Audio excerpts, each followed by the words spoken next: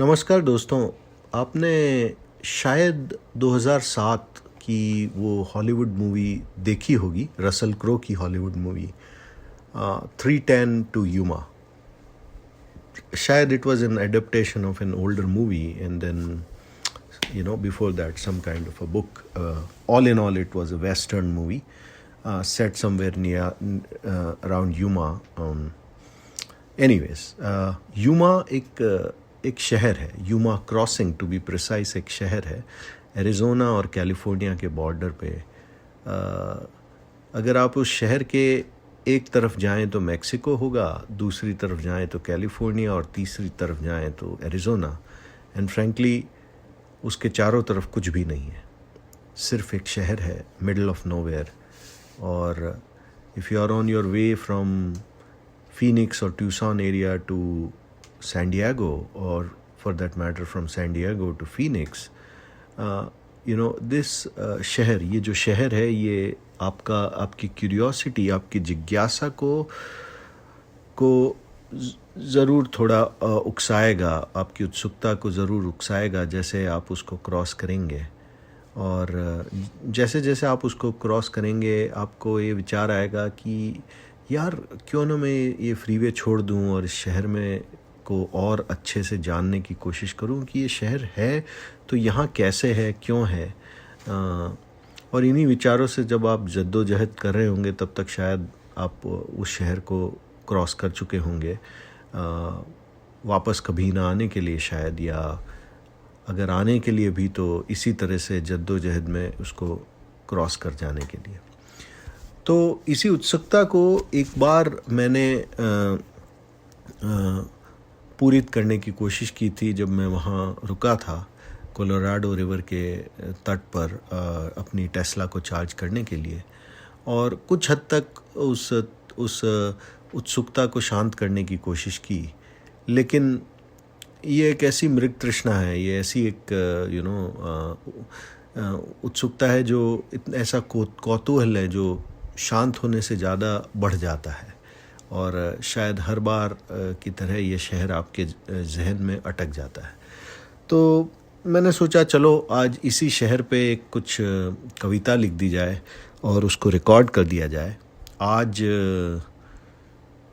Saturday 13/2021 है और मैं आपका मित्र गौरव जैन स्यात यहाँ फीनिक्स में आपके लिए पोएम रिकॉर्ड करने जा रहा हूँ। उस कविता का शीर्षक, जैसा कि आप समझ ही चुके होंगे, एक शहर के बारे में है और उस शहर का नाम है यूमा क्रॉसिंग एरिज़ोना। कविता का शीर्षक है यूमा क्रॉसिंग एरिज़ोना। अब बात यह है कि यूमा जो है वो काफ़ी वेस्टर्न किंवदंतियों में आया है। यूमा एक कहानी है, एक कथा है, एक फसाना है, एक मृग तृष्णा है, एक मृग मरीचिका है। It's a mirage, it's a desert city and interestingly it is also known to be the leafy capital of United States. About 95% of leafy vegetables are grown in and around Yuma, and this is also a very important dry port town, on middle of nowhere, as I said, like Phoenix से कुछ 100 या 150 mile आगे और San Diego से कुछ इतना ही 100-150 mile पीछे। तो इसी को ध्यान में रखते हुए इसको मैं रिकॉर्ड कर रहा हूँ, इस कविता को। बट आप एक चीज़ समझें कि यूमा एक फसाना है, एक कहानी है, और यूमा का अपना एक दर्द भी है। और शायद ये कविता उस दर्द को किसी हद तक जाहिर करेगी। उस यूमा शहर के दर्द के साथ शायद एक नदी जो वहाँ से बहती है या बहती थी उसके दर्द को भी जाहिर करेगी। तो इसी के साथ मैं अपनी कविता का वाचन स्टार्ट करता हूँ। यूमा क्रॉसिंग एरिज़ोना। यूमा क्रॉसिंग, वो कोने में एक आखिरी शहर। यूमा क्रॉसिंग, वो कोने में एक आखिरी शहर जहाँ बहती है या नहीं, गौर कीजिएगा, जहाँ बहती है या नहीं बड़ी नदी एक कोलोराडो, खाड़ी में मिलने से पहले बेताब। गूगल मैप्स देखिएगा, मैं क्या बात कर रहा हूँ, शायद आपको हिट करेगी।